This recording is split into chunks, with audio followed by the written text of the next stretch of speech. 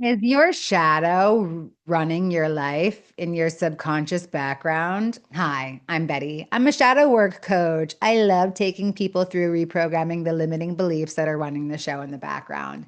And why? Because I spent my whole life on autopilot. I used to be drug addicted, I was a sex worker, I was homeless, and today I'm not any of those things. In fact, I'm the opposite of all of those things. And I was able to do that by rewiring and integrating my shadow. So have you ever like looked at your life and, thought who the hell was driving the bus through that situation? The good news is that it probably wasn't you. It was actually your shadow. There is a whole motherboard of old beliefs in your subconscious programming that are running the show, but they don't have to any longer. It's just kind of like this wildly overworked employee who got promoted to CEO without anyone's permission. So all we have to do is just rewire that job for them because like they're probably not doing that great of a job anyway. So when people hear about shadow work, they're thinking like, well, what the hell is that, right? It's not like we're not summoning a demon in a candlelit basement. It has nothing to do with evil. The shadow is not bad. It is just wildly confused. The shadow in Jungian philosophy, Jung says that there's four stages to life.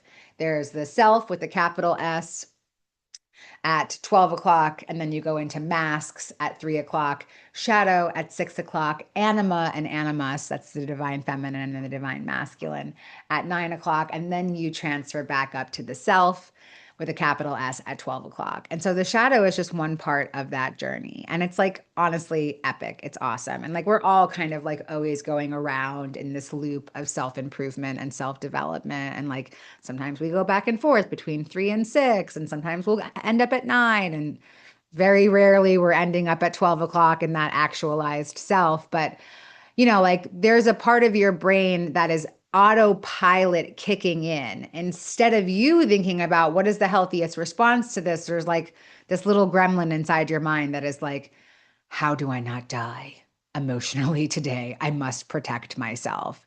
And so the subconscious is running the show. Every shadow is a protector. Are you a people pleaser? Are you a victim? Are you a perfectionist? Are you massively controlling? Do you have persecutor energy? Are you cold and detached? Are you overly emotional? Are you super passive? Are you insecure? All of these things are aspects of your shadow, and they are all protecting you. And they're generally protecting the wounded inner child.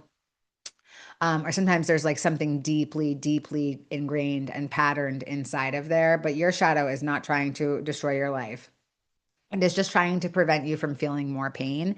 It doesn't even know that you have access to the light. The shadow thinks that it's the only one doing the job. And I'm hosting a workshop about this particular subject called Shadow One on One. I mean, no, Shadow Work 101. I don't even remember what it's called. Anyway, it's going to be great. It's like an intro to shadow work, but also if you've been doing it for a while, you can hop right into this. Again, like it's all about reinforcement of the patterns and the tools to start undoing all of that programming.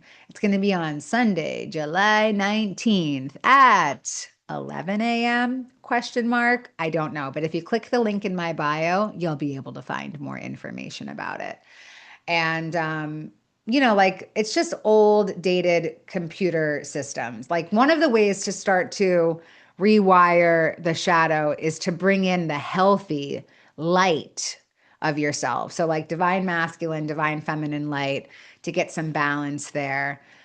Divine masculine light is action, divine feminine light is creativity and the idea. So, like the feminine has the idea, the masculine carries it into fruition. The masculine is going to be courageous, non judgmental, organized, disciplined, structured.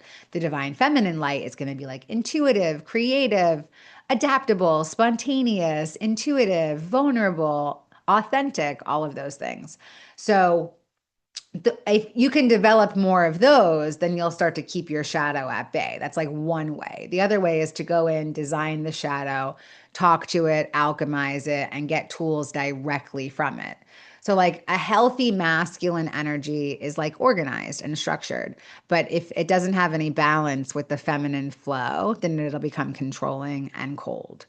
And the same thing with the feminine side. If like you're too empathic, if you're too compassionate and you don't have any action, then you'll go into victim mentality and people pleasing.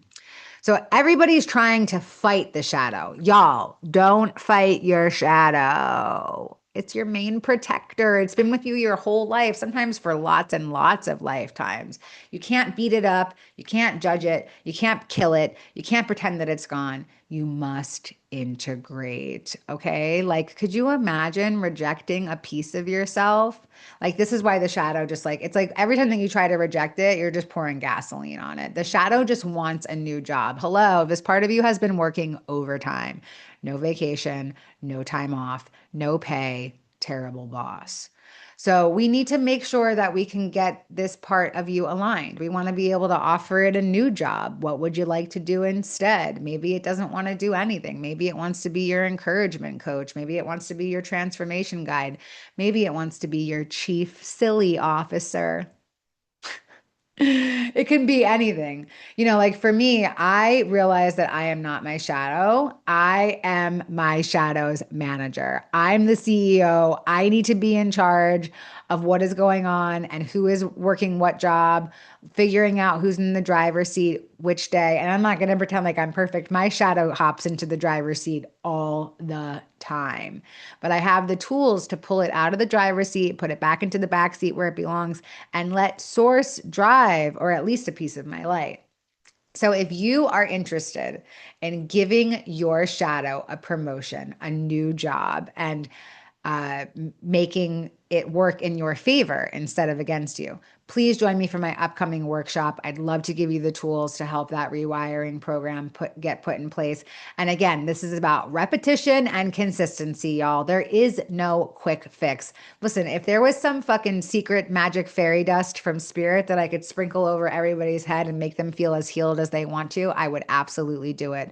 But guess what? That doesn't exist. Not even for me. And I had a motherfucking near-death experience, and it didn't even happen like that for me. The way that my transformation took place was through a million small steps. A million baby steps equals a gigantic leap. I am here to coach you in that direction as well. Check out buddhabetty.com for all of my offerings and my upcoming workshops. I can't wait to connect with you and get your shadow into the lights. Be wavy. It's a cosmic balancing act.